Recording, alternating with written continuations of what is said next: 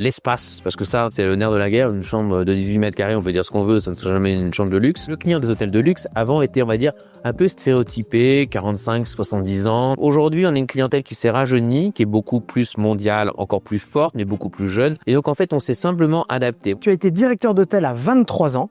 Comment est-ce possible?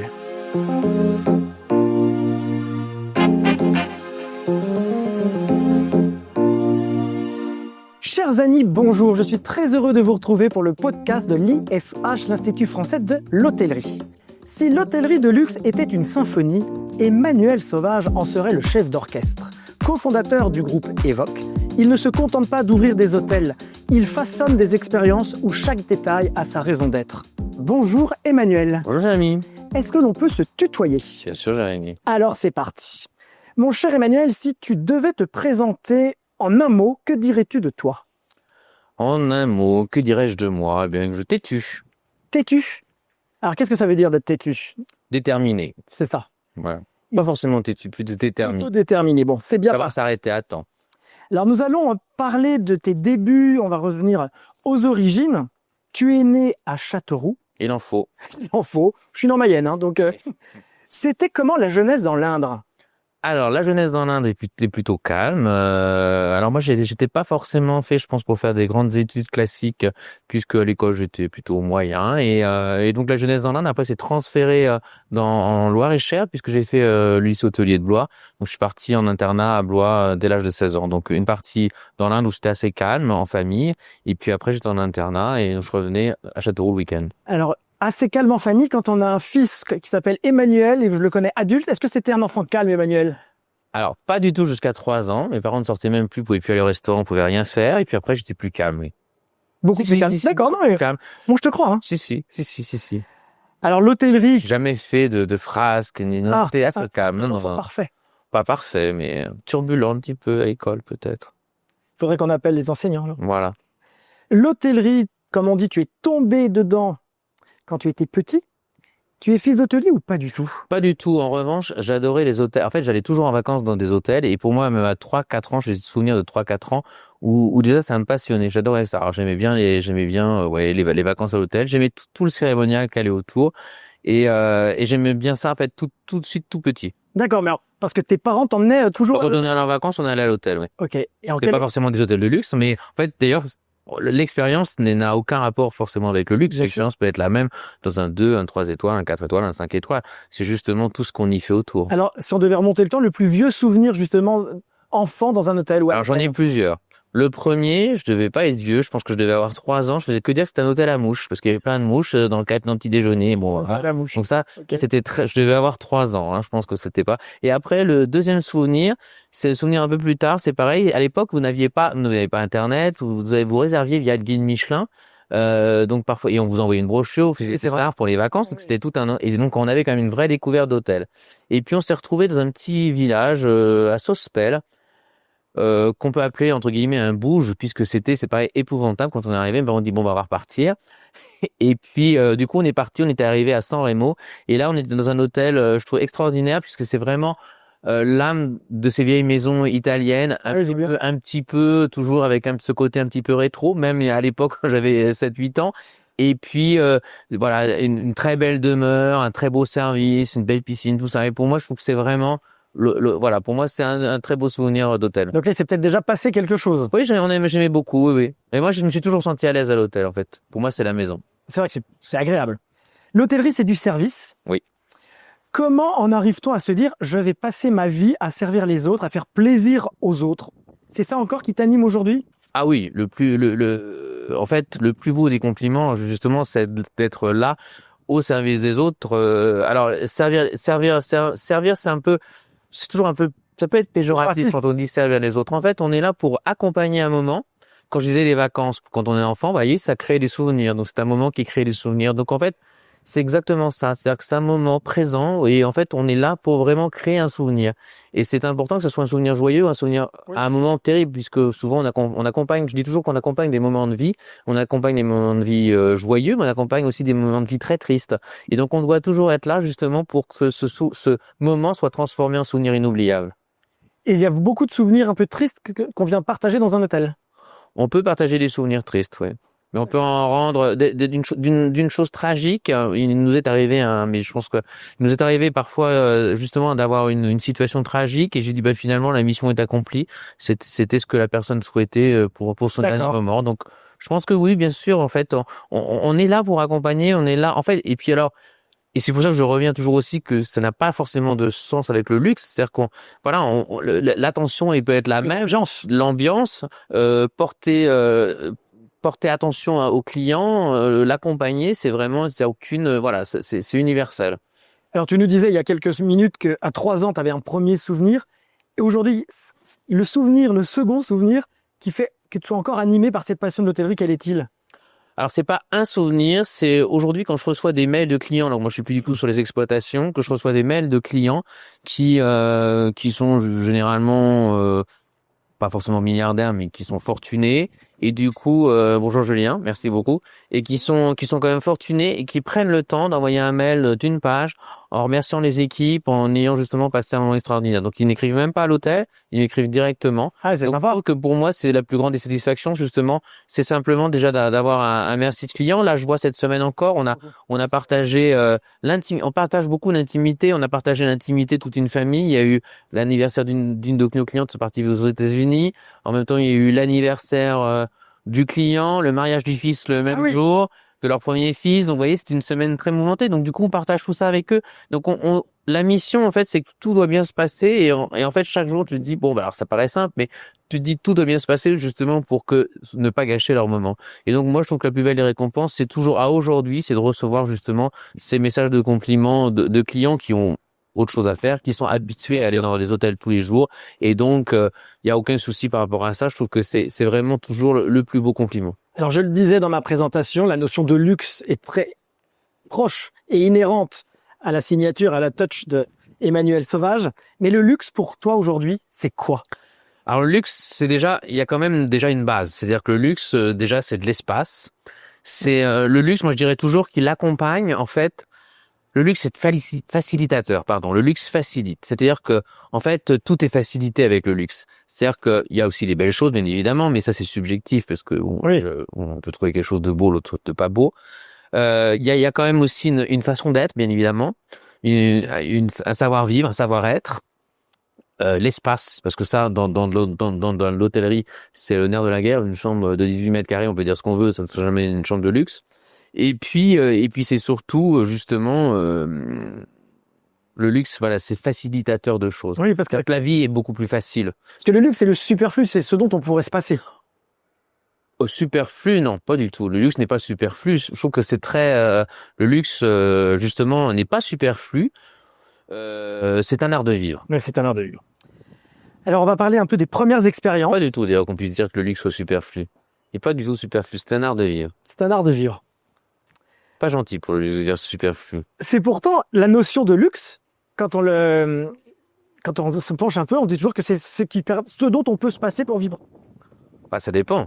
Celui qui est toujours habitué à avoir eu certaines choses, c'est compliqué. Je trouve ça très intéressant, moi. Donc, non, je pense pas que ça soit... Non, je pense que c'est vraiment un art de vivre, mais on peut se passer de tout. On peut se passer aussi de sa Fiat 500 qu'à 30 ans, si on veut. On peut se passer... On n'est pas obligé d'avoir 25 jeans, on peut en avoir un, on peut se passer de tout dans la vie, mis à part boire et manger. Ça, c'est vrai. Sinon, on vit plus. Alors, les premières expériences, te rappelles-tu de ton premier job, justement? Et est-ce qu'il y a une anecdote marrante et marquante? Alors, premier job, c'était dans les premières années, j'en ai parlé il y a 2 jours. C'était assez drôle, oui, on avait des clients très habitués qui étaient là tous les week-ends et qui étaient dans l'hôtel et tout, qui étaient en couple, du coup. Et puis moi, je pense que j'avais jamais imaginé que c'était pouvait être un couple illégitime puisqu'ils étaient avec nous tout le temps. Et puis en fait, j'étais en réception, parce que souvent dans nos métiers, malgré les études, c'est quand même des métiers de terrain et d'expérience, donc on passe de poste en poste. Et c'est vrai que du coup, je me suis retrouvé à la réception, je venais tous les 15 jours, j'ai un appel, on me dit « Oui, bonjour, est-ce que Madame X vient la semaine prochaine ?» « Oui, bien sûr, comme d'habitude, il y a tous les 15 jours. » Et finalement, le mari est arrivé en même temps que la cliente. Donc ça a duré 2 jours, Ah oui, c'est de complications, de péripéties, de cacher la cliente et tout. Voilà. C'était un vaudeville. C'était un petit vaudeville, oui, voilà. Donc ça, c'était une des premières. Ça apprend justement ce que dans nos métiers, la discrétion, même quand on n'imagine pas, il faut essayer toujours de ne jamais rien dire. C'est ça, savoir ne pas dire. Savoir ne pas dire, même parfois quand on vous imaginez qu'il n'y a aucun problème. Bien sûr. Alors, pour ceux qui... C'est encore l'expérience. Oui, ça c'est... Ça vous arrive une fois, vous le faites pas deux. Pas deux, exactement. Sans doute que beaucoup ne le savent pas, mais tu as été directeur d'hôtel à 23 ans. Comment est-ce possible? Alors, oui, comment est-ce possible? Simplement, je pense par le travail, de toute façon, la persévérance, la passion. Après, chacun. Alors, je dirais qu'à 23, ça s'est fait naturellement. C'était une évolution. J'ai une autre petite anecdote où à 27, justement, j'avais fait différentes évolutions dans ce même groupe, et à 27, j'ai voulu changer de groupe. Oui. Je trouvais que justement il fallait changer. Et là, j'ai eu un peu plus de mal à trouver. Alors justement, on me disait oui, vous êtes trop jeune et tout. Alors, ça commençait à m'agacer. Donc, j'ai eu un chasseur de tête. J'ai dit oui, à 27, je suis trop jeune. À 40, je suis trop vieux. Puis bon, c'est un poste d'un petit hôtel. Je dis moi à 40, j'espère que je ferai autre chose. Donc, je pense qu'en fait, ça dépend aussi vraiment de son caractère, aussi de son implication et je pense voilà, c'est des métiers qui sont prenants, des métiers passionnants. Mais je pense qu'il faut, et par le travail, par la persévérance et par l'envie aussi, on a beaucoup de choses. Même un petit hôtel, ça représente beaucoup de personnel. Oui. Donc, un moyen, un grand. Et à 23 ans, justement, est-ce que c'est facile de se faire respecter par des plus anciens, des personnes qui ont plus d'expérience? Ah oui, alors un cas d'étudiant, je vais vous donner une autre anecdote. J'étais justement à 27, j'avais repris un hôtel qui allait ouvrir, qui passait de 2 à 4 étoiles. Et puis, du coup, on m'a dit, tu récupères 3 staffs, elles ont 35 ans d'ancienneté. Ouais.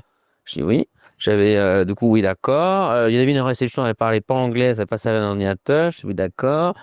Et puis finalement, en fait, c'était une très bonne expérience. Au début, dans cette expérience, à 27 ans, un peu tendance aussi à être beaucoup plus cow-boy que quand on vieillit, hein. Donc on est un peu là, on a un peu ce côté vouloir être, on est beaucoup plus radical. Et ce que je dirais justement plus jeune, c'est d'essayer d'être beaucoup moins radical quand on est jeune. Et cette expérience était très intéressante puisque finalement, je me suis rendu compte qu'on avait tous notre place dans l'entreprise et que ces personnes, par exemple, justement celle qui était plus âgée en réception, elle a fait plein d'efforts sur l'ordinateur, elle faisait des confirmations et tout, et puis finalement elle avait fait plein d'efforts et en fait elle était très responsable. C'est-à-dire que voilà, donc en fait, on savait qu'il n'y avait pas de sujet quand elle était là.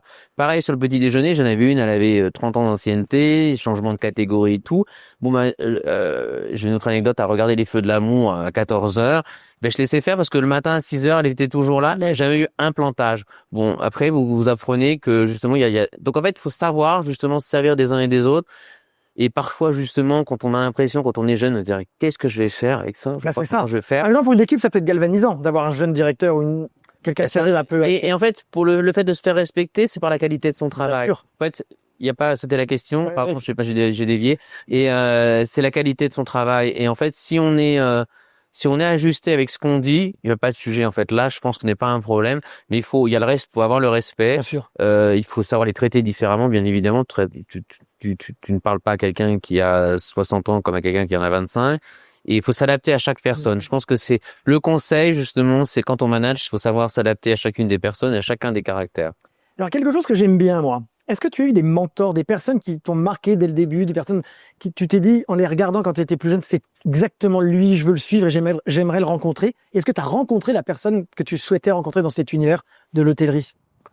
Alors non, je n'ai pas de mentor. D'accord. En revanche, j'ai des personnes qui ont beaucoup compté pour moi, que je remercie bien évidemment, qui sont Patrick Machefer, Pierre-Martin Roux, qui m'ont aussi qui ont été mes premiers employeurs. Moi, j'ai eu très peu de patrons finalement ou d'actionnaires. Ah oui. Donc ça, c'était pour le premier groupe et du coup, j'ai appris beaucoup auprès d'eux. Il y en avait un qui avait une vision différente, donc avait une vision aussi un peu différente. Donc je trouvais ça très intéressant. Un des deux était très dur. Ça m'a aussi apporté certaines choses, des clés de lecture pour la suite. Ensuite, j'ai eu Guy de Durfort, qui était justement totalement différent des deux premiers. Donc, ça m'a apporté aussi, ce qui était intéressant, c'était cette première expérience confrontée à cette deuxième expérience. Ensuite, j'ai eu comme troisième actionnaire Pierre Bastide, encore différent. Et voilà, je pense que moi, je parle plus de propriétaires que de mentors, puisqu'en fait, c'est quand même eux, nos actionnaires, qui donnent le tempo, qui donnent le tempo, en tout cas, qui donnent les moyens de pouvoir faire les choses. Et je pense que c'est grâce à ces actionnaires, en tout cas, je trouve, c'est plutôt eux, en fait, je trouve qu'ils sont très importants pour nous, puisque si l'actionnaire décide, vous voyez, ces nouveaux actionnaires, en tout cas, que ce soit Pierre Bastide, Corby ou tout ça, en fait, ont permis de modifier totalement l'hôtellerie, puisqu'en fait, ils ont en fait une vision beaucoup plus patrimoniale, totalement différente, et donc du coup qui investissent d'une manière différente. Donc c'est eux qui ont, je trouve, modifié l'hôtellerie.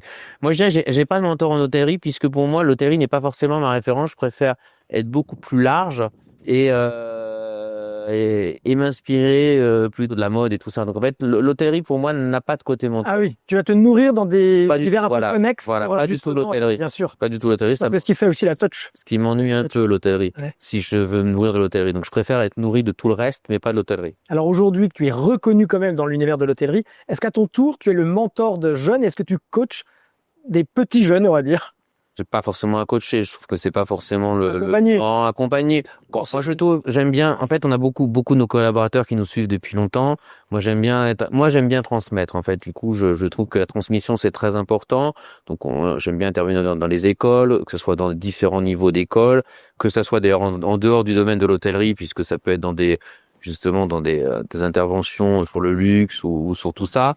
Mais je pense que c'est très intéressant de transmettre. Là, je viens d'être nommé CCE. Il y a aussi dans la transmission, il y a différentes missions, mais aussi il y a la transmission. Moi, je pense que cette transmission est très importante, puisque justement, quand on disait tout à l'heure que les métiers de service étaient moins reconnus, en fait, ils sont passionnants. Il y a beaucoup de choses dedans. C'est des univers passionnants. Je dis toujours, quand on me dit oui, je suis pas à la mine quand même. Oui, c'est ça. Faut relativiser aussi pas mal de. On disait par rapport au tout à l'heure, faut quand même relativiser. On est toujours dans des beaux endroits. On a des clients très intéressants. Ces échanges sont toujours hyper constructifs. Il n'y a pas une journée qui se ressemble. Jamais une journée qui se ressemble. On fait plein de choses. On est en Europe, donc on voyage, on voit plein de choses, des cultures différentes. Donc je trouve que la transmission c'est essentiel pour aussi transmettre des valeurs beaucoup plus positives de nos métiers que ça n'a été par le passé, parce que les conditions de travail ont changé, qui étaient dures à une époque. Bon, moi j'ai jamais trouvé dur, mais qui étaient plus dures que dans d'autres métiers, ont complètement changé. Maintenant ça s'est totalement harmonisé. C'est extrêmement passionnant. Donc, oui, transmettre, c'est essentiel pour justement que la fibre se poursuive. Et on a quand même une touch française aussi. Bien sûr. L'art de vivre, qu'il faut aussi, voilà, qu'il faut aussi adapter à la clientèle d'aujourd'hui, bien évidemment. Moi, je trouve que c'est essentiel, justement, de ne pas rester dans le passé, mais d'être tourné vers l'avenir. Donc, c'est fondamental. Alors, malgré ce cadre idyllique, oui, entre guillemets, est-ce qu'il y a un moment, une fois dans ta vie, tu t'es dit, j'en peux plus, je vais tout arrêter, suite à un événement, ou quelque chose où tu t'es dit, je baisse les bras et je change, je vais devenir pâtissier? Non. J'ai eu c'était au tout début de ma carrière, mais vraiment au tout début, je crois que ça faisait 3 mois que je travaillais avec quelqu'un que je trouvais totalement inintéressante, qui était mon N+1, et j'ai dit, bon, bah, si c'est comme ça, je m'en vais, je vais peut-être faire de l'immobilier. Bon, ça a duré 15 jours, voilà. Non, c'est des métiers passionnants et puis très diversifiés, en fait. Et alors, je dis toujours, chacun se fait son propre poste aussi. Chacun se fait son destin, en fait. Quand on parlait tout à l'heure d'être directeur à 23 ans, bon, en fait, chacun choisit son destin et chacun provoque son destin, en fait. Moi, je suis assez d'accord. On écrit un peu son histoire professionnelle. Voilà. Après, il y a des échecs qui nous permettent de nous relever. Il y a bon, voilà. Mais je dirais que chacun est maître de son destin et on est aux commandes de son destin. Donc, voilà. Mais non, jamais. Non, il y a aucune raison de vouloir abandonner. Il faut jamais abandonner de toute façon. Ça, c'est vrai. Faut jamais baisser les bras. Jamais. Alors là, on est sur une sublime terrasse. Oui. Suite de l'hôtel Braque, qui appartient donc au groupe Evoque. Oui. Qu'est-ce qui t'a poussé à fonder ce groupe, justement, Evoque? Alors, c'est pas moi qui l'ai fondé. Alors, on l'a cofondé. D'accord. Déjà, en fait, ce qui s'est passé, vous voyez, je vais expliquer justement, quand on parle de provocation de destin, c'est très intéressant. En fait, j'avais ouvert le Burgundy avec Guy de Durfort, qui était propriétaire, avec François Hensi. Ils ont décidé de vendre. Je me suis retrouvé avec un nouvel actionnaire, un nouveau propriétaire indépendant. C'est très bien passé pendant 1 an. Et puis j'ai une conversation personnelle dans mon bureau la veille. J'ai l'impression que je transmets des choses, personne ne répond. J'ai l'impression qu'ils n'ont absolument rien à faire. Bon, le lendemain, comme par hasard, je sais pas ce qui s'est passé dans ce bureau. À partir du lendemain, c'était devenu l'enfer. Et le même jour, Romain Zerman, qui est le cofondateur du groupe, me téléphone. Oui, je souhaiterais qu'on se voit. On souhaitait créer un groupe hôtelier avec notre investisseur Pierre Bastide. Est-ce qu'on peut se voir? J'y suis allé. Ce qu'il faut jamais faire, c'est que j'étais un peu bad trip ce jour-là, puisque le autres m'avait un peu agacé. Donc, ce qu'il faut en conseil pour les jeunes, ne jamais aller à un rendez-vous quand on est down sur ce genre de rendez-vous. Du coup, on est négatif, c'est pas bon. Bon, bah écoutez, ça devait pas être si mauvais, puisque du coup, après, on a mis quelques mois puisque du coup, on est parti d'une page blanche, en fait. C'est vrai que moi, quand on est directeur salarié à l'époque, on est quand même dans un cadre. Et ce qui était un peu compliqué, c'est de partir d'une page blanche. Les sociétés n'étaient pas créées, rien n'était créé. Et donc, on s'est tapé dans la main avec Romain et voilà, on est arrivé. Après, justement, au bout de 6 mois, on a créé les marques. La première marque était Evoque Collection, et puis après les hôtels. Et tout de suite, vous aviez tous les trois la même vision. Vous êtes mis d'accord très très vite sur ce que vous alliez faire de ce groupe. Oui, Ouais. oui. Bon, ça c'est chouette, c'est rare. Si. Moi, en fait, j'avais donné...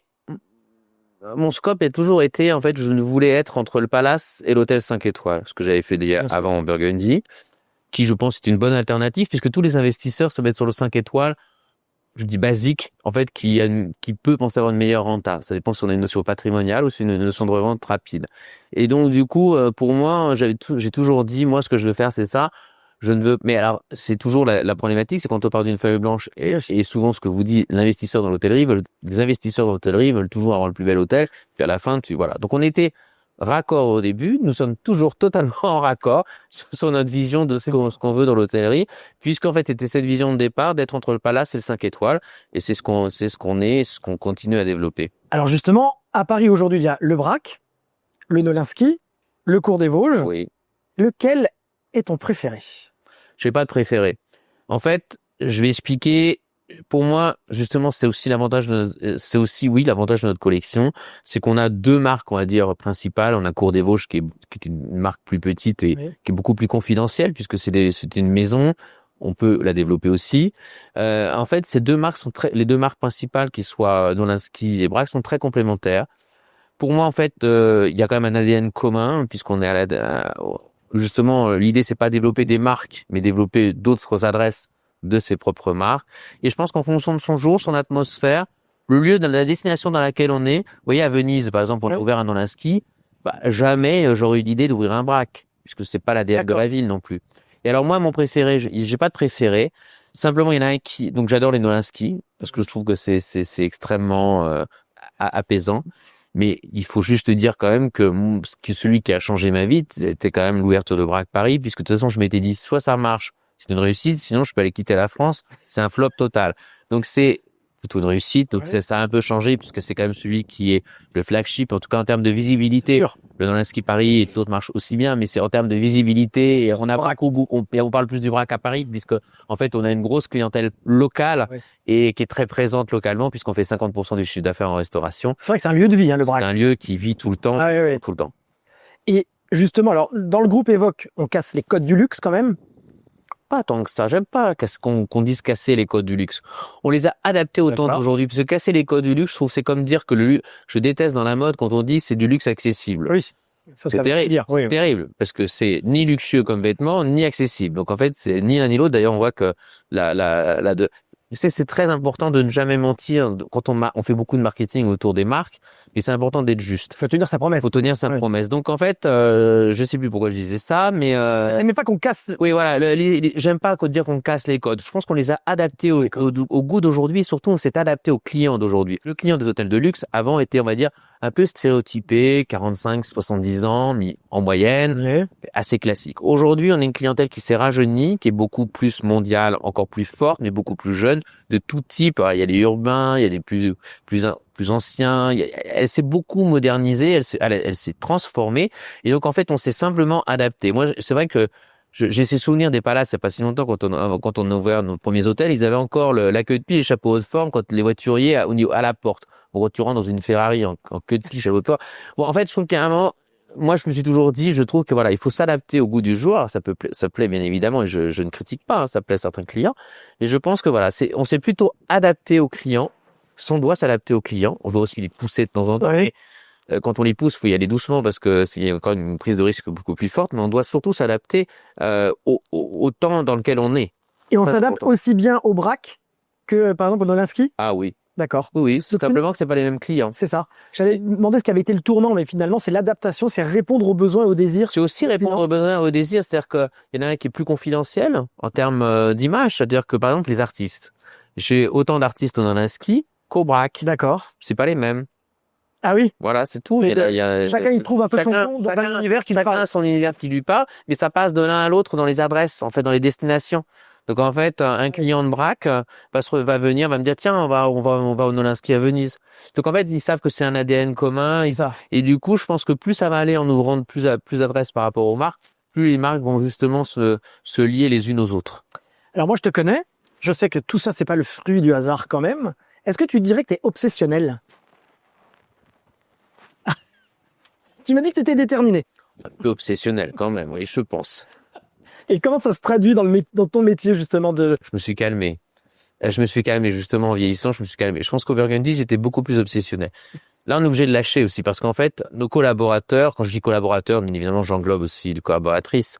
Nos collaborateurs ont changé aussi, et ont d'autres souhaits. Donc, faut aussi, quand je disais de s'adapter aux clients, c'est aussi, si on veut justement avoir les meilleurs collaborateurs, s'adapter à la vie d'aujourd'hui et aux collaborateurs d'aujourd'hui. Donc, il faut ce côté obsessionnel, il faut aussi parfois, alors le lâcher un peu, parce qu'en fait, ce côté obsessionnel, c'est la qualité, hein, c'est pour la qualité. Faut lâcher un peu, mais on peut pas lâcher tout, on peut pas tout lâcher. Donc, il faut quand même l'avoir, faut travailler d'une manière différente. Donc, mais oui, c'est toujours un peu obsessionnel, mais d'une manière différente. D'accord. Tu essaimes des projets un peu partout, Rome, Madrid, Vienne. Nous. Oui. Nous. Vous essaimez. Nous. Très important. Non, mais bien sûr. Évidemment, mais tu représentes. Aujourd'hui, je représente. Voilà. Donc, vous essaimez des projets à Madrid, Rome, Vienne. Là, ça me va. Ouais. Voilà. Donc, l'international, c'est l'actualité du groupe. Est-ce que c'était prévu depuis longtemps? Est-ce que c'est arrivé avec le succès? Et où on s'arrête quand on commence à aller loin comme ça? Alors, c'était prévu depuis l'origine, puisqu'on avait toujours dit... Alors, Braque, on l'avait considéré comme une marque dès le départ. Il avait été fait pour la développer. Nolinski, le développement s'est fait par hasard. Parce qu'en envoyé en deuxième, on s'est dit, tiens, je me suis dit, ça pourrait être un Nolinski. Et puis, du coup, c'est devenu deux marques. De toute façon, oui, c'est comme ça, les marques. Et puis, tout ce qu'on prévoit à l'avance n'est pas forcément tout ce qui se passe dans le monde aujourd'hui. On voit bien que... Un bateau qui part faire une un bateau, oui, voilà. Il y a les vents qui...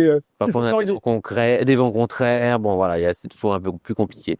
Et non, et donc l'international. À l'international, c'était un peu prévu. Et c'est vrai qu'en fait, donc déjà Paris aussi, on s'est dit, Paris en fait n'a pas de limite en nombre d'hôtels. Et en fait, on voit des 5 étoiles, des 5 étoiles, des 5 étoiles ouvrir sans arrêt. Donc c'est aussi un peu compliqué. C'est-à-dire que plus l'offre Airbnb qui s'est beaucoup déployée. Et puis, pendant toutes ces années, on a ouvert notre premier hôtel en 2016 et on a déjà eu les attentats en 2015. On a eu tout ça, tout ce qui s'est passé depuis 2015. Tous les ans, il s'est passé quelque chose. La pandémie. Oui, mais la pandémie, c'était mondial. Tout le reste, tous les ans, à Paris. Ah oui, à Paris, pardon. Okay. À Paris. Ouais, et là, tout de suite, à partir de 2016, 2017, on s'est dit, il faut diversifier de toute façon. Et puis, après, c'est devenu une évidence. La première destination, ça a été hyper facile. Venise, on était tous les trois d'accord. On a dû s'envoyer un mail en se disant, en disant, quelle est la première destination? Chacun, les trois ont répondu, on a tous dit Venise. Incroyable. Parce que on s'est dit exactement la même chose, patrimoine. Oui. Histoire, patrimoine, et puis on ira toujours à Venise. C'était naturellement dans l'ADN. Ah mais que vous aviez. Instinctivement, parler. Parce que bon, Venise, c'était pas forcément. Je sais pas si ça aurait été si on discutait comme ça, on aurait dit, tiens, tu vas où? Tu vas ouvrir à Venise. Voilà. Et donc je pense que c'est très important justement d'avoir l'international pour. Alors maintenant, je vous dirais, je ne voudrais vraiment jamais revenir en arrière, mais c'est très important aussi pour diversifier les risques aussi. Et puis en plus, en même temps, c'est extrêmement enrichissant. Parce qu'en fait, on s'enrichit énormément. On se nourrit des cultures, On est voisins, mais on est quand même très différents. Oui. C'est presque, oui, ça c'est d'ailleurs incroyable. Alors, il y a un petit côté Tintin quand même. Il y a un côté aventurier dans ce métier, non? Tintin. Je sais pas si c'était un compliment, Tintin. C'est sympathique. Oui, sympathique. Bon, j'ai pas la mèche, mais non, il est sympathique. Tintin est plus maigre. Mais oui, il faut être un peu aventurier. De toute façon, il faut être aventurier dans la vie, sinon. Et c'est une belle aventure? Ah non, l'aventure est catastrophique. Je suis désolé, ça va pas. Bien sûr que c'est une belle aventure. On est qu'au milieu de l'aventure. De nouveaux actionnaires nous ont rejoints cette année, mi-2024, il y a moins d'un an. Nous rejoint justement pour continuer cette aventure et continuer à développer cette aventure. Alors justement, est-ce qu'Emmanuel Sauvage vivrait l'aventure d'une semaine sur une île déserte ou une semaine dans un Formule 1 par exemple? Un Formule 1, non, ça c'est pas possible. Non, Formule 1, j'y suis jamais allé d'ailleurs. Mais c'est pas possible. L'île déserte, c'est pas possible non plus. Non. Alors, si on a le droit d'emporter un objet ou quelque chose sur l'île déserte? Ah bah le téléphone portable avec du réseau. Ah, c'est ça, donc ça complique vraiment l'histoire, d'où impossible d'aller... J'ai une anecdote là-dessus aussi. Non, j'avais été au Six and Seas là, à Zanzibar. Oui. Il y en a beaucoup qui adorent et tout. Moi, j'ai passé, je crois, les pires vacances de ma vie. Parce que coupé totalement du monde. Ouais, heureusement, j'avais mon portable et du réseau. Et du coup, à Paris, ils pensaient que je répondais plus vite que Moi, je suis assez d'accord. Voilà, c'est pas dans mon tempérament. J'aime bien si t'as des vacances, il faut une mixité, il faut avoir quand même Du calme et de la vie. calme et de la vie. Je peux pas être en... Alors, la signature, ça aussi, c'est un point qui est intéressant, c'est la signature évoque. Là, par exemple, il y a des poules sur le toit. Oui. Mais les petites, oui. Comment ça se fait? Pourquoi des poules? Parce que je voulais avoir les poules du 16e. Les poules du 16e. Oui, c'est comme ça que oui. On est dans le 16, il me fallait les poules du 16. Non, mais comment c'est arrivé? En fait, souvent, on s'inspire de voyages, on s'inspire de choses. Je trouvais que c'était très important. En fait, justement, c'est arrivé parce que au départ, ce potager a été construit. Je voulais absolument avoir le potager parce que je pars du principe que on a des enfants qui sont très urbains à Paris, et du coup, je voulais absolument qu'on puisse faire découvrir un petit peu la campagne. Bon. Finalement, je pense que c'est pas forcément ce qu'on vient voir là-haut. Tout le monde vient voir la Tour Eiffel ou vient boire un verre. Hein. Ouais, c'est quand même une vue incroyable. Là, vient boire un verre, mais bon, finalement, voilà, chacun vient voir aussi tout le monde est très heureux d'être dans le potager. Voilà, mais on fait rarement de coups. Et puis finalement, mais les poules, c'était très important pour nous. Et d'ailleurs, moi, à chaque fois que je monte, elles m'apaisent. Ah bah oui. C'est hyper intéressant. Non, mais elles m'apaisent. Donc, je suis content. Je vais les voir, tout ça. Non. Et c'est vrai que c'est très apaisant. Ton restaurant ou petit déjeuner, on peut manger non, parce que c'est pas légal. Vous savez qu'il y a la traçabilité. Oui, bien sûr. Évidemment. Oui. Non, je suis un poète, moi, je crois. Oui, mais non, c'est beaucoup plus compliqué que ça. Ça serait, je pense que, voilà. Non, D'accord. Il manque un peu de traçabilité pour tout Alors, ça. on sait. C'est industriel, on sait faire. Ça, c'est vrai. On sait ce qu'il y a sur le toit. Est-ce qu'il y a quelque chose dans la cave de racontable? Racontable. Alors, on n'a pas de cadavre, normalement, et vu qu'on a posé, donc on n'a rien trouvé. On n'a pas d'ossement, même à Rome. Donc, c'est déjà pas mal, on n'a rien trouvé. Qu'est-ce qu'on appelle la cave? Quel niveau, la cave? Je ne sais pas. Libre à toi de me dire ce que la cave, je connais que le niveau -2 ici. J'ai connu la terre en dessous, parce que, bien évidemment, on était là pendant le chantier. Non, il n'y a rien dans la cave. Non, je n'en sais rien à cacher. Et est-ce que c'est important, parce qu'aujourd'hui, tout le monde se veut vert, entre guillemets, on entend des normes RSE. Tu dirais que c'est important pour toi l'écologie dans un groupe comme le tien? Alors, comme le vôtre? Oui. Merci. J'apprends vite. Hein. T'apprends vite, c'est bien. Alors, c'est pas que l'écologie. J'aime pas l'écologie, c'est trop réducteur. En fait, on s'est fait labelliser sur l'ensemble de nos hôtels à l'international, on est labellisé Green Globe. Mais en fait, pour moi, la partie écologique, environnementale et même, pas secondaire, mais elle ne dépend pas que de nous. C'est un écosystème global. En revanche, on a une vraie responsabilité sociale et sociétale qui est beaucoup plus, pour moi, pas plus importante, pardon, je m'exprime mal, mais finalement qui est quand même plus importante puisqu'elle dépend directement de nous. Oui. Le reste, c'est tout l'écosystème qui est autour. Donc, en fait, c'est plus complexe. Sur tout ça. Ça ne dépend pas que de nous. Donc là, sur le social, sociétal, ça dépend que de nous. Donc on est assez engagé là-dessus. Je pense que c'est essentiel puisque le luxe, pour moi aussi, doit compenser. C'est ça. En fait, socialement et ne doit pas être il ne doit pas y avoir d'opposition entre le luxe et le reste de la société. On a déjà des divisions partout. En fait, nous, on doit rassembler. Et en fait, rassembler, qu'est-ce que je vous allez dire? Mais il est complètement allumé. Non, c'est sûr. Ça, je le sais. Mais il est un peu. Ouais, je sais. Non, on doit rassembler parce qu'en fait, on parle toujours d'expérience.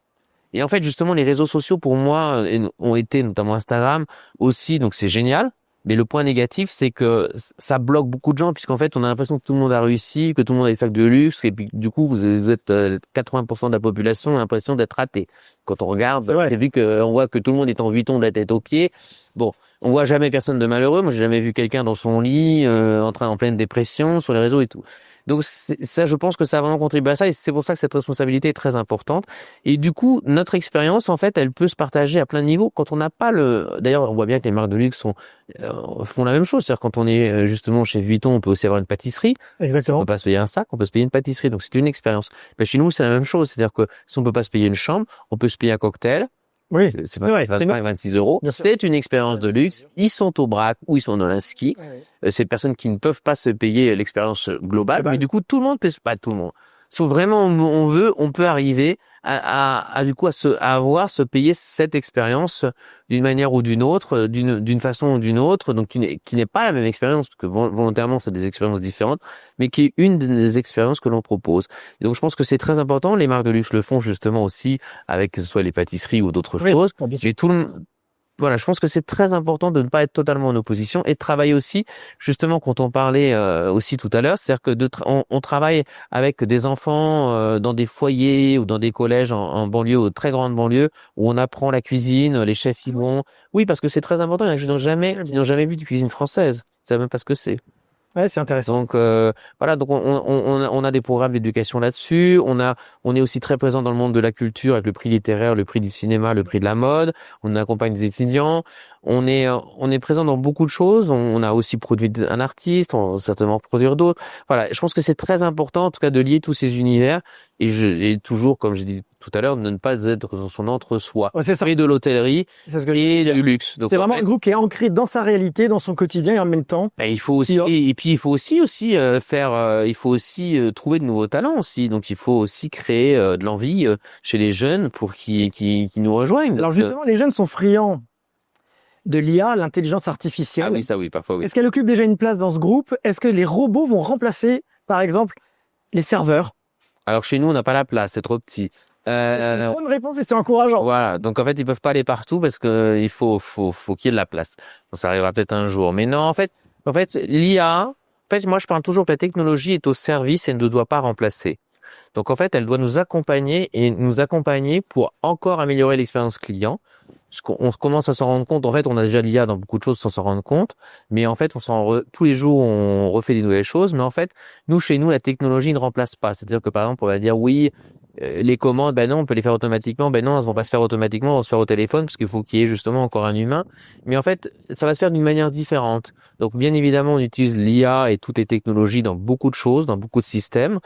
Ça ne doit pas forcément se voir et surtout, ça nous accompagne à être encore meilleurs. C'est ça, c'est pour la performance du service. Toujours. Alors, Pardon. Et puis c'est rarement source d'économie, parce que peut-être que ça va être source d'économie de matériel sur ce sujet. C'est comme l'écologie, l'environnement, le social, sociétal, tout programme RSE. En fait, tout nous coûte plus cher. Donc en fait, parfois des économies qu'on peut avoir dit, tiens, là on va économiser parce que tel poste va être supprimé de comptable, parce qu'on a l'IA qui enregistre tout automatiquement. Bah, ça va être réinjecté dans d'autres univers pour être justement encore meilleur. Donc en fait, jamais dans le mode de l'économie, c'est pas forcément, on a toujours d'autres charges qui remplacent. Alors t'as déjà répondu plus ou moins à ma question, mais tu en tiré de deux pointures de la finance, comme on dit dans le business, qui sont Pierre Bastide et Romain Iserman. Comment vous fonctionnez? Est-ce que vous êtes complémentaires? Mais je crois qu'on l'a bien compris. Bien évidemment, nous sommes complémentaires. La recette du succès, c'est la complémentarité. Puis on a aussi l'arrivée de la famille Courtin, famille C l'année dernière, en mai 2024, qui aussi nous permettent aussi d'avoir une autre stature aujourd'hui. C'est important d'oublier personne. Non, bien sûr.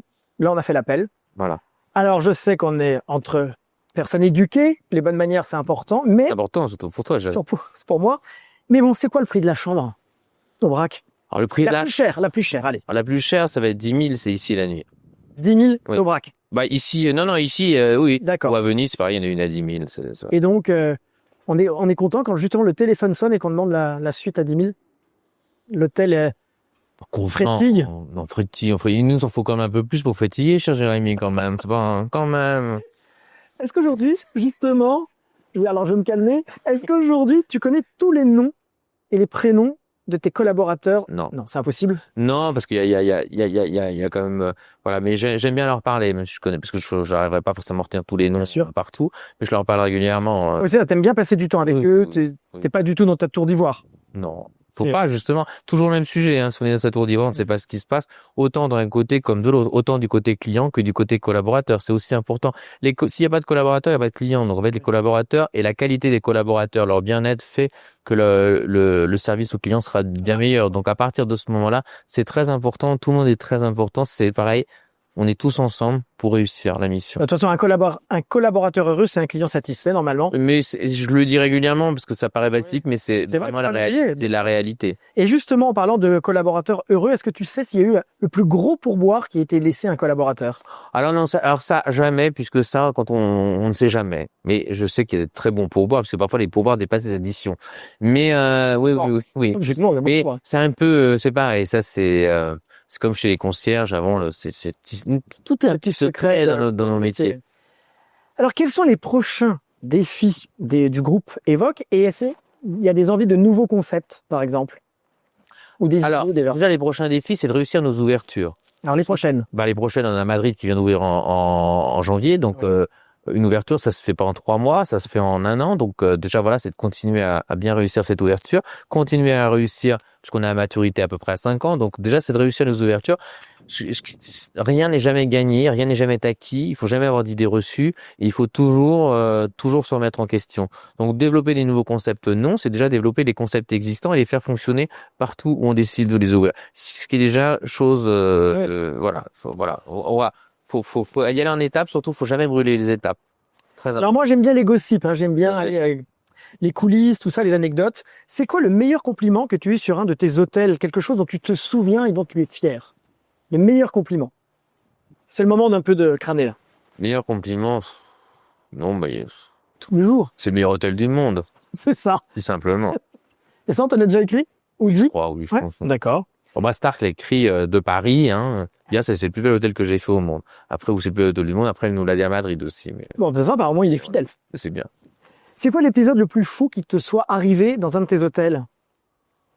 Ou la demande la plus folle, Oui, improbable. je pense à autre chose, Ah, mais dis-moi. oui, je pensais tout de suite à une noyade, hein, un client qui essayait d'en noyer un autre. Ah oui, Voilà. donc c'était après une petite dispute. C'était une petite dispute entre deux clients Ah oui, c'est entre qui deux clients. se connaissaient pas. Oui, Ah, ouais, oui, parfois c'est comme ça. Alors, comment on réagit quand c'est comme ça? Ah bah, je sais pas, moi je suis un peu dans ma tour d'ivoire comme c'était le temps que ça arrive. Tu vois, Heureusement qu'il y en a d'autres avaient réagi entre-temps.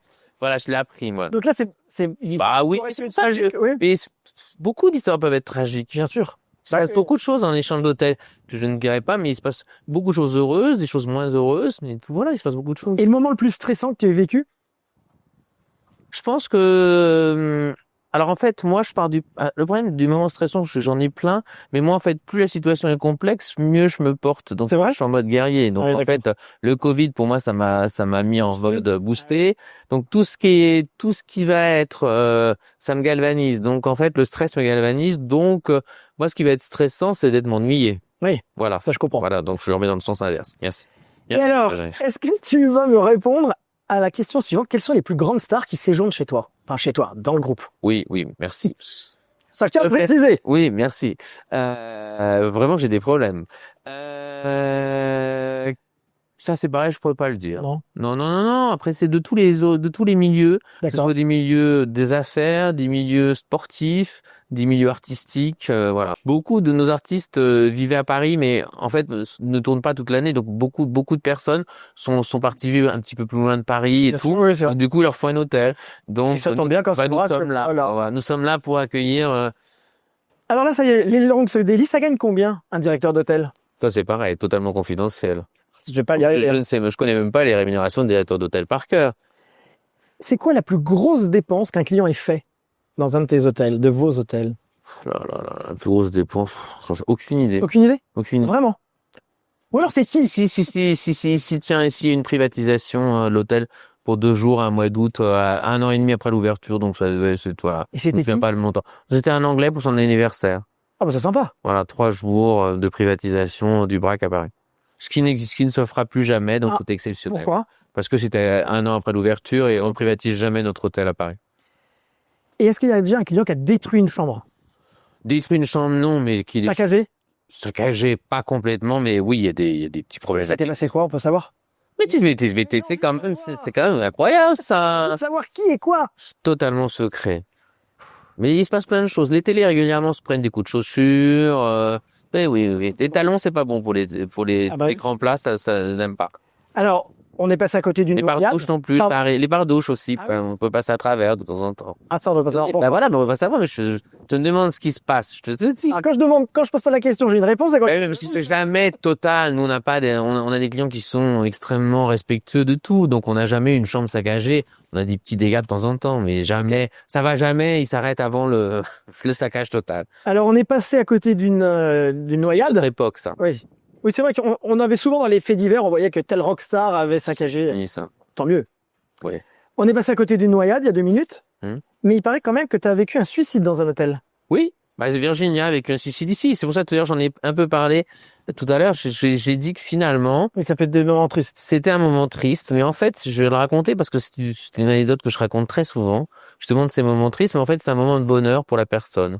En fait, la personne avait eu un cancer. Donc, en fait, on a su ça parce qu'elle nous a fait une lettre en s'excusant auprès du staff et tout. Elle avait tout préparé, tout était rangé, bien plié dans la poubelle, tout ce qu'elle avait mangé, tout était fait. Bon, après, elle s'était mise dans la baignoire. C'était pas prochaine. Je conseille, sinon de me prendre le lit, c'est plus simple. Ça évite. Ah, tu conseilles comme Petit ça. conseil, hein, entre amis, si vous voilà. Plus facile que la baignoire. Et Il faut rire de tout, hein. bah, faut rire de tout. Non, mais c'était une belle histoire. Parce que je la donne toujours, en fait, parce que je leur ai dit à l'époque, en fait, elle était venue 10 jours avant, en fait, pour elle, c'était un merveilleux moment, et elle avait juste appris avant qu'elle était condamnée d'une récidive et qu'elle était condamnée, qu'il lui restait très peu de temps. Elle avait passé un super séjour, et en fait, elle s'est dit, ça doit être mon dernier souvenir puisqu'il est très heureux. Donc, en fait, elle a décidé D'accord. de partir ici parce que c'était son dernier souvenir. J'ai dit, bah, du coup, mission accomplie. Qu'est-ce que je vous dise? En fait, du coup, elle a passé un très bon moment. Elle s'en va doucement. Elle est partie comme elle le souhaitait. C'est touchant, hein. Je trouve que la mission est accomplie. Voilà. Donc, les missions, ouais, elles sont diverses et variées. On va essayer de reprendre un peu de paix. Oui. D'accord. Voilà. Alors maintenant, j'aimerais bien que tu nous donnes ton avis sur quelque chose d'important, c'est l'évolution du secteur de l'hospitalité et du luxe dans l'hôtellerie. Comment ça se dessine comment aujourd'hui? Bah, ça se dessine aujourd'hui qu'il y a une mutation entre les différents secteurs. Le secteur de la mode investit dans la restauration, dans l'hôtellerie, l'hôtellerie investit pas dans la mode, mais voilà, ça Oui. il y a une mixité de tout ça. Les univers du luxe, puisqu'on parle d'expérience, on ne parle plus justement, on va dire, d'univers spécifique à l'hôtellerie, c'est des expériences globales maintenant. Et donc le travail de la marque est très important puisqu'on voit que les marques sont très présentes. Donc en fait, il y a une très grosse évolution de cette hôtellerie depuis 20 ans, comme j'expliquais, par des investisseurs beaucoup plus patrimoniaux. Et donc, du coup, ça continue comme ça. Et en fait, c'est grâce à ces marques de luxe qu'on évolue encore plus parce que bon, alors elles ont des moyens beaucoup plus forts, beaucoup plus gros. Mais parfois, tout n'est pas une question d'argent, c'est juste une question de compréhension, d'attitude. Et je pense que c'est très important et très intéressant. Et toi qui as des hôtels en Europe en ce moment, Nous avons des hôtels. oui, Pardon. vous avez des hôtels avec tes associés en Europe. Est-ce qu'il y a une différence entre l'hôtellerie en France et l'hôtellerie, par exemple, en Italie? Oui, bien sûr. Alors, en Italie, elle est plus vieillissante qu'en France. Après, ils ont une autre façon justement c'est pas du tout péjoratif. En Italie, ils ont à peu près 15 ans de retard, mais parfois, je dis ça positivement. D'accord. C'est-à-dire que du coup, dans la façon de servir, dans le staff, dans les attitudes, du coup, c'est positif aussi ce que je Oui, dis. c'est agréable. Il y a un côté suranné, mais qui est Voilà, bien sûr, j'avais pas, voilà, c'est suranné, mais en même temps, ils ont la qualité de service, la façon d'être, un peu désuet, mais en même temps, c'est reposant, c'est ça. c'est reposant, c'est apaisant, et on est aussi très heureux de tout ça.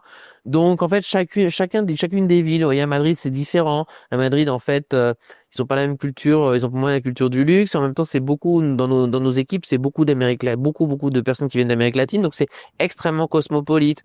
Donc, il faut justement leur apprendre les choses. C'est pas les mêmes cultures. C'est extrêmement agréable. Mais ils sont tous, en tout cas, le point commun de tout le monde, c'est la gentillesse. Parce que pour la première des choses pour faire plaisir, c'est d'avoir cette gentillesse en soi et de ne pas se forcer.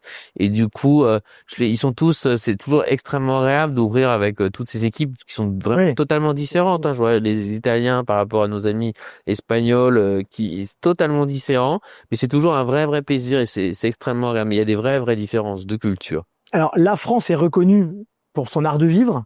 Est-ce que la France est toujours le leader ou est le leader de l'hôtellerie dans le luxe? Alors après, ça dépend ce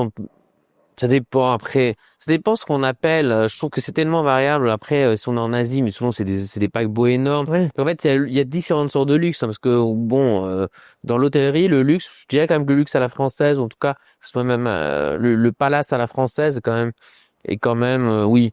Je pense que c'est quand même encore sa place, parce que le reste c'est très standardisé. En côté international, c'est très gros, très standardisé. Même chez Four Seasons, tout ça, il y a quand même, il y a une French touch quand même. Oui, on est reconnu pour ça. Et on l'a encore. Encore? Non, mais moi j'en suis convaincu, mais je voulais te dire. Bien sûr. Alors, Pas être toujours en train de se flageller. oui, c'est ça. C'est aussi pas mal de points positifs. Positif. Fort de ton expérience, quelles sont les compétences que tu pourrais, pour les jeunes qui nous regardent, tes conseils aux nouvelles générations justement, quelles compétences sont essentielles pour les jeunes qui veulent entrer dans le secteur aujourd'hui de l'hôtellerie et encore plus de l'hôtellerie de luxe? Alors, je dirais que les compétences, elles doivent être multiples. Justement, c'est ce qui est très intéressant dans les écoles hôtelières, en tout cas. C'est quand, justement, moi, je trouve que, j'avais déjà dans ce parcours, mais il y en a beaucoup qui ne l'ont pas, c'est d'avoir une connaissance globale, soit autant dans les différents départements, que ce soit cuisine, restauration, hébergement, que ce soit dans les conceptions justement de cuisine, d'ingénierie, que ça soit dans tous ces domaines-là, que ce soit en gestion bien évidemment, en marketing. Donc c'est d'avoir une formation pluridisciplinaire, c'est très intéressant puisqu'après du coup on discute avec des personnes qui ont aussi, c'est les forts caractères. Dans nos métiers, généralement celui qui réussit, il a un bon caractère quand même. Donc mais c'est assez facile à gérer quand on a ce côté où même si évidemment on n'a pas le même niveau, mais on a toutes les bases. Ouais, Donc c'est très intéressant. Donc je pense qu'il faut, et puis surtout cette curiosité. Je pense que la curiosité est essentielle et s'intéresser. Après on se spécialise bien évidemment, mais d'avoir cette base est très intéressante. Alors, on va faire une petite machine en arrière. Si tu pouvais parler à ton toi d'il y a 20 ans, tu lui dirais quoi? Tu te donnerais quel conseil? Moi, je me l'étais déjà donné il y a 20 ans et je l'avais pas fait. C'était de parler mieux anglais. Donc voilà. Ah bah, on a le même problème. Mais je me l'étais déjà dit à l'époque. J'ai dit bon bah non, mais bon bah voilà. Bon donc ça je leur dirais. Première des choses, on n'est vraiment toujours pas très très bon. Bon, même si dans les écoles maintenant il y a beaucoup d'écoles bilingues, mais Et on n'est quand même pas les leaders là. on n'est quand même pas au top. Et je vrai. le dirais tout le temps, c'est quand même important d'être. Ça c'est quand même hyper C'est important. Et est-ce que tu as un mantra ou une philosophie qui te suit ou tu te répètes tous les jours? Non, il faut suivre son instinct. Bah Faut si voilà, suivre- pardon, si j'en ai une. Il faut suivre son instinct. Tous les jours? Tu te le répètes? Oui. Alors, moi j'ai passé un super moment. Arrive maintenant les petites questions flash. Dis-moi. 5 secondes pour répondre à chaque Ouais, question. ouais. D'accord. Si tu devais manger un plat jusqu'à la fin de ta vie, ce serait quoi? Blanquette de veau. Oh, rien, On n'est pas là pour juger. Hein. Voilà. Un adjectif pour te qualifier toi-même. Adjectif qu'on chez toi-même. Têtu. Têtu. Bon, ouais. Déterminé, on va dire. Déterminé, c'est mieux. Ouais, chercher. Pardon, j'arrive à retrouver plus que. Dirais tes équipes si on leur posait la même question sur toi? C'est terminé. Je sais pas, il faut leur demander. Je leur demanderais. Ton insulte préférée? Ah, en voiture, c'est connard. Ah, qu'en voiture? Oui. Bon, c'est pour ça qu'on en a. Ah non, j'aime pas la vulgarité. Je déteste la vulgarité, même les mots, le mot Ah, mais clope, tout ça. C'est de la grossièreté, j'ai pas de la vulgarité. Et c'était quoi, insulte, ça? Oui. Oui, bon, bah, c'est une insulte quand même, connard. Non, mais en voiture, je suis toujours, ça va avec le caractère déterminé. Faut passer. Le métier que tu aurais aimé faire si tu n'étais pas tombé, je déteste cette expression, dans l'hôtellerie. Notaire. Ah oui, pour Oui. les hôtels justement. Non, je sais pas, j'aime bien l'immobilier. Notaire, je sais pas pourquoi, notaire. Moi, je devais être notaire. Bon, bah, voilà. Enfin, je suis sorti aussi de la loi. Le métier que tu n'aurais jamais pu faire, en revanche? Banque, finance, tout ça, ça m'agace. Ça fait peur. Hein. Pas peur, mais je trouve ça chiant.